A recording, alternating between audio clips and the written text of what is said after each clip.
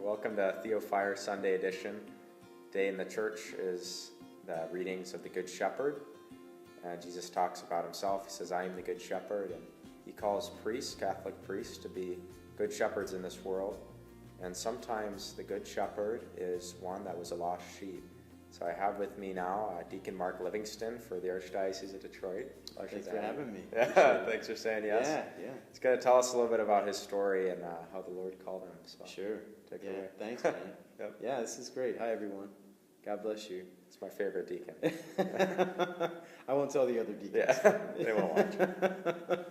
Oh, man. So I grew up in a pretty normal kind of normal-ish Catholic home. You know, we went to Mass on Sundays, and you know, my mom taught me how to pray the Rosary and all that stuff, and but you know, eventually in my house there was also like some tension, and my dad ended up, you know, my parents split up. My dad left, and he got another house, you know, and so they separated for a while, and then ended up eventually getting divorced. And I just remember that being kind of a struggling time for me. You know, I was like a mid to late teen, and I started really questioning things. I started, you know, questioning, like, was this faith that I was taught, was this like real, or has this all been a lie? You know, and I struggled so much to kind of reconcile really kind of the disintegration of my family, you know, that I started getting into worldly lifestyle, and in high school I just really started to go astray. You know, I still had a lot of like friends, and I loved playing ice hockey, and I loved, like, you know, all the things that I was doing that were kind of on the virtuous side of things. Yeah. But there was this other side of me saying, you know, why are you wasting your time with this stuff? You know, like this virtue and church, and you know, it's just it seems like a waste of time. So I really struggled with that. There was like this big tension in me of like these like consolations I knew I once had, you know, and then these like feelings of like anxiety and fear and anger, and you know, there's like this huge tug of war going on inside of me. I mean, ultimately, in the short run at least, the devil got the upper hand a little bit, and in my 20s I pretty much never really stepped foot in a church. I mean, I would really have to search to think of like when I actually went to church, because I even told my family, I said, because they kept inviting me and saying, you should come back. And I said, you know, I don't want to be a hypocrite. I don't want to like step foot in there and say like, you know, I believe for you. You know, you know, I'll put on a show for Easter or something. You know, I told them, no, I'm not going to come. And I started to notice through my 20s with some, you know, some assistance with friends and other people, that like the bitterness that I was holding on to, the unforgiveness, you know, all of that was like keeping me so angry with God that I just like pushed him to the margins. It's like, you know, that's your space over there. I'm running my life. Thank you very much. Yeah.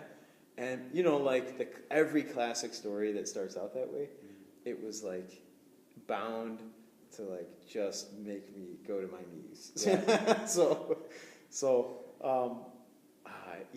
I was actually dating someone for about 7 years, and when we split up, I was in my mid-20s at that time. I actually, for the first time, really, I started wondering, like, what is the point to all of this, you know? And it was a real struggle for me, because I didn't have God. I really wasn't close with my family.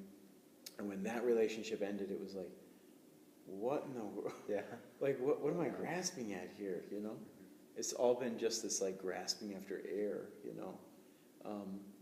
So it still took me a few years. I went to grad school and still kind of struggled to find my way with God and purpose. And But I had a couple of like really difficult things in grad school, like in relationships that happened, and really big struggles. And you know, I was talking to my brother one day. It was like New Year's Eve, and I had like these plans. I was going to go to this party with this girl, and my brother called me, and he said, "Hey, Mark, why don't you come tonight to Our Lady of Good Counsel?" Oh, yeah. And I said, "You're crazy, man. You know, Yeah. no, it's New Year's Eve, man. Don't you Yeah. understand? Why you want to go to church?" And he said, "No, there's this young adult group there. You're gonna love it." And I said, "No, I still think you're crazy. I've got plans. Bye." Yeah. So that was earlier in the day, and I kept, oh man, like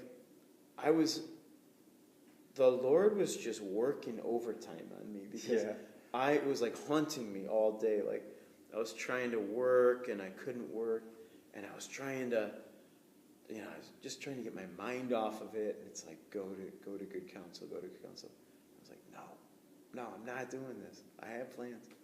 So finally, at like 2:00 or so, in the afternoon, I said, I think I have to go.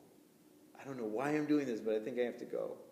And so I called this girl, and I had just met her, a little while before. It wasn't, like a deep relationship or something. But I said, "Hey, you're probably going to kill me." I said, "But I think I'm going to go to church tonight, and I don't know why I'm saying this, but if you want to come, you can come. Oh, yeah. But I'm not going to the party tonight." And I just kind of heard a dial tone on the other end. Yeah. But I ended up going, and I saw all these young adults there, and I was still kind of frustrated with being there because my brother was so persistent with me. And I remember sitting there through Mass, and I was like, what am I doing here? What am I doing here? And but there was something like stirring in me, and this had been like a while because I'd already been wrestling with some of these bigger issues. So I saw the Lord's hand in like this natural way, and then I saw Him through my brother calling me to this supernatural way, Yeah. So I showed up at church, and I'm sitting there, and nothing really happened at Mass. But I do remember the conversation restarted, Like, before, I just forgot about God. I just didn't even think about Him. Holidays would come and go, and I was like, oh yeah, I forgot. This was like a wrestling match, Like it was something coming back alive in my mind that I didn't see at the time. Like, I was starting to wrestle with God again, why did this happen, Lord? And what, I don't think I said Lord, I said, what, why did this happen? And I was just really wrestling, really raw that night. And they had a little social afterwards, and this priest was there. He was an associate back then. Poor guy was just trying to enjoy his, his New Year's Eve. And I said, "Father, I've got some questions for you." And I'm sure, he knew exactly what was coming. Yeah. And I pulled him aside, Father Lee, if I knew, everyone knows Father Lee, but pulled him aside, and I just asked him a bunch of questions, like, why does the Catholic Church do this? How come this? How come that happened? And he just super patiently answered all my questions. And then I was like, bummer, because now I'm hooked, Yeah. So I thought all these excuses I had for like pursuing a relationship with God are now all these barriers that I had put up really were taken away. And I was kind of standing there at the end of that night going, oh man, wait a minute. Yeah. What happened to me tonight? And that kind of started this beautiful transformation. So I started praying again, just a little bit, a little bit at a time. I was really struggling with some stuff at work, and shortly after that, early January, shortly, like within a week after, Wow. I I found this like old glow-in-the-dark rosary, you know. I think I even bought it. I just thought like, well, I'm going to try because my mom taught me how to pray the rosary back in the day. And so I picked up this rosary and I printed out on rosaryarmy.com. Thank God for that. Yeah. You know, I like how to pray the Hail Mary, Our Father again, and how to pray the rosary. So I was reading, in one hand I had the rosaryarmy.com sheet, in the other hand I had this rosary. And in my anger years ago, I got rid of all my religious stuff. I was just like I got rid of my Bibles, my everything. I just was like, I'm done.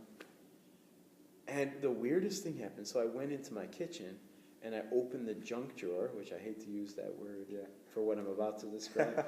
And I pulled this crucifix out. I was like, how did this wall crucifix get in my junk drawer? Yeah. And I remembered my brother gave it to me years ago, but I was like, why? I thought I got rid of everything. So I put a nail in the wall in my room and decided to like pray in front of that. And I promised God, I said, look, I'm still struggling about like if you're real, number one, and if you actually care. You know, if you are real, what kind of God are you? And I promised I would pray for 30 days this rosary. So I said, I'm not giving you an ultimatum. I'm promising you 30 days. That's all I have left in me. If you don't answer me in 30 days, I don't know what to say. You know, I don't know if I can continue. I just don't know. I'm giving it this last shot. And I prayed day 1, prayed the rosary. Day 2, prayed the rosary. I won't do all 30 days. But day 3, I was praying the rosary, and I had an experience that I guess people would describe as being slain in the Spirit. Wow. So I was praying the rosary on my knees. That's what I promised. I'd pray on my knees in front of the crucifix. And I felt like this lightning just shoot through me, and it like straightened my spine, and my toes were still like tingling. Wow. And I just like fell over, and I laid there on the ground in this like amazing love that I had never known before. Yeah. And I'm going to start crying thinking about it. Good. But just like this amazing, the warmth and the love and the peace and the incredible joy. And I just knew it was all real. Wow. You know? Yeah. Like I knew the Blessed Virgin Mary was real. And I knew the Holy Spirit was real. And I knew God the Father loved me, even though I still struggled with like Father stuff. And I knew Jesus was like present. And I just remember when I kind of like, I don't know how long I laid there, a long time. And I remember like when I finally like stood back up, I was like, what just happened to me? Yeah. Because I didn't, I wasn't like in the charismatic renewal or anything like that. I didn't know, there was no language for it. Yeah. I just was like, something spectacular just happened to me, and I had no idea what. And I think I may have called a few people, but I kind of kept it to myself. And then I met, shortly after that, I met this priest at the Gabriel Richard Center at U of M Dearborn. And he was from Ireland, really great guy.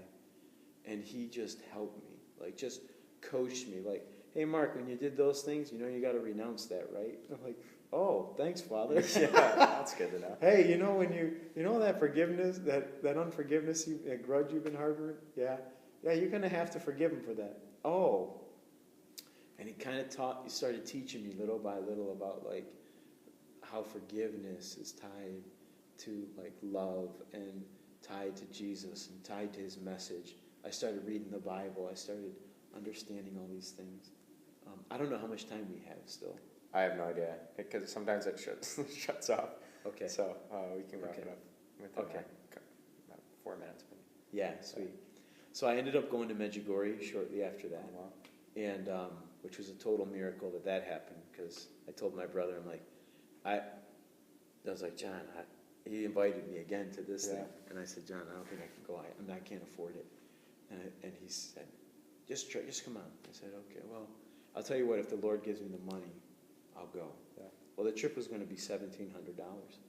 And like within a week, I got this check for $2,000 for a dividend payout from my prior job that I had just left that they forgot to send to me.